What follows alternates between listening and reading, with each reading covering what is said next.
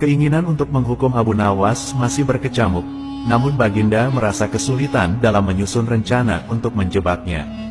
Kemudian, seorang penasihat kerajaan yang dipercayai oleh Baginda Raja, memberikan saran agar Baginda memanggil seorang ulama yang berilmu tinggi, untuk menantang Abu Nawas. Mungkin masih ada peluang untuk menemukan kelemahan Abu Nawas. Menurut penasihat tersebut, menjebak seorang pencuri harus melibatkan seorang pencuri, dan menantang seorang ulama harus dengan ulama. Baginda Raja menerima usul yang cerdas tersebut dengan sepenuh hati. Setelah menemukan seorang ulama yang berilmu tinggi, Baginda Raja bertanya tentang cara terbaik untuk menjebak Abu Nawas. Ulama itu memberikan saran-saran yang paling efektif kepada Baginda Raja. Baginda Raja langsung mengangguk setuju. Ekspresi wajahnya menjadi lebih cerah. Terlebih lagi, ulama tersebut menegaskan bahwa prediksi Abu Nawas mengenai takdir kematian Baginda Raja sama sekali tidak didasarkan pada argumen yang kuat. Tidak ada manusia yang tahu kapan dan di mana ia akan menghembuskan napas terakhirnya, apalagi meramalkan kematian orang lain. Ulama yang diandalkan oleh Baginda Raja mulai bersiap-siap untuk melancarkan pukulan fatal terhadap Abu Nawas. Rencana itu pun dilaksanakan dengan sukses. Abu Nawas terperangkap dalam siasat tipu daya sang ulama.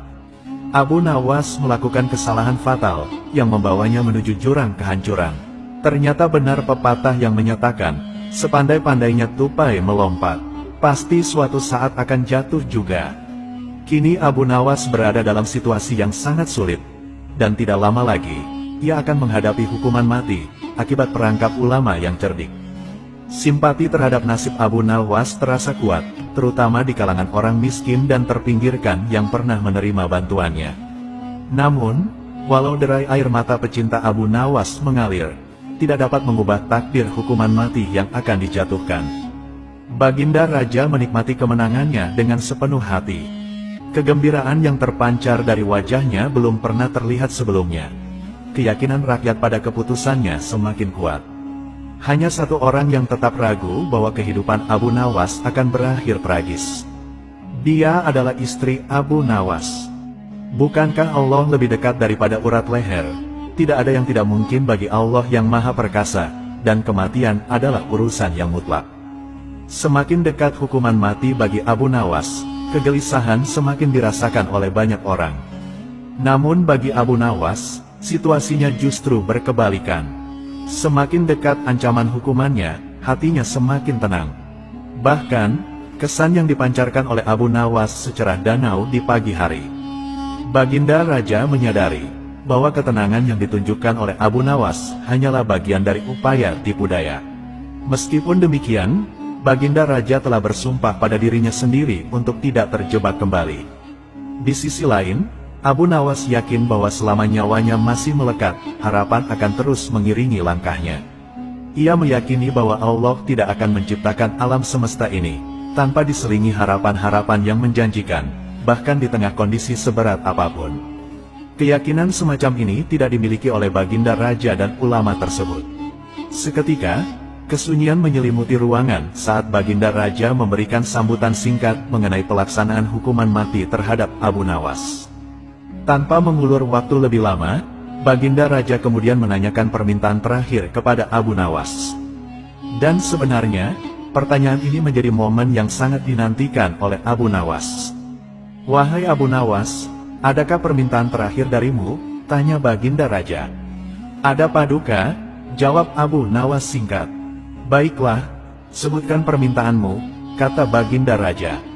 "Ampun Paduka, sudilah kiranya hamba diperkenankan memilih hukuman mati yang hamba anggap lebih cocok," pinta Abu Nawas. "Baiklah silahkan," kata Baginda Raja menyetujui permintaan Abu Nawas. "Paduka yang mulia, yang hamba minta adalah, jika pilihan hamba benar, hamba bersedia dihukum gantung. Tetapi jika pilihan hamba dianggap salah, maka hamba dihukum pancung saja. Engkau sungguh orang yang unik, di saat-saat yang sangat sulit, engkau masih sempat bercanda.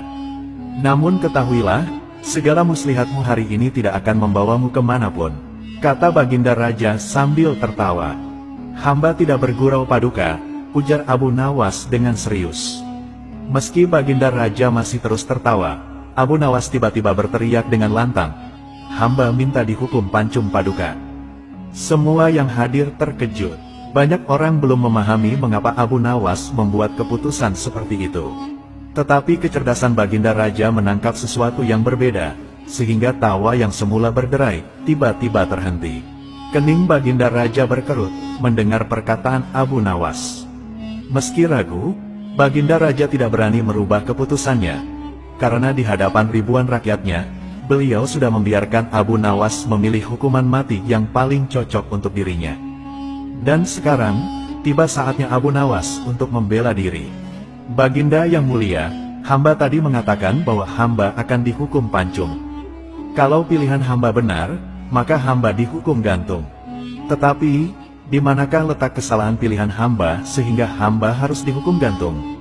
Padahal, hamba telah memilih hukuman Pancung." Olah kata Abu Nawas memaksa Baginda Raja dan ulama itu tercengang. Sungguh luar biasa otak Abu Nawas. Rasanya tidak ada lagi manusia pintar selain Abu Nawas di negeri Baghdad ini. "Baiklah Abu Nawas, aku mengampunimu. Tapi, sekarang jawablah pertanyaanku ini, berapa banyakkah bintang di langit?" "Oh, gampang sekali Paduka," kata Abu Nawas. "Iya, tapi berapa? Apa kau tahu jumlahnya?" tanya Baginda Raja. "Jumlah bintang di langit cuma sebanyak pasir di pantai," jawab Abu Nawas. "Bagaimana bisa orang menghitung pasir di pantai?" tanya Baginda Raja. "Nah itulah Paduka. Bagaimana pula orang bisa menghitung bintang di langit?" jawab Abu Nawas. Mendengar hal itu, Baginda Raja pun tertawa terpingkal-pingkal. "Kau memang penggeli hati Abu Nawas, yang bisa melipur laraku. Mulai sekarang, jangan segan-segan untuk datang ke istanaku. Aku ingin selalu mendengar lelucon-leluconmu yang baru."